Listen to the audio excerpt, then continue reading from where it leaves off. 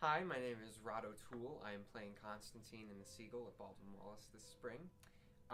Konstantin is a young man who is kind of growing to be restless and somewhat, listless, growing up in the shadow of his mother, who's this well-known actress. And he's an aspiring writer, an aspiring artist. He's very idealistic.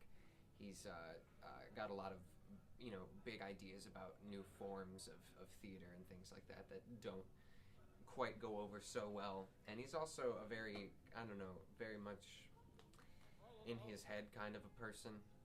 I've no one's affection to warm me. As cold as the grave, and whatever I write, it's dry and it's stale and joyless. Challenge, but it's been very rewarding.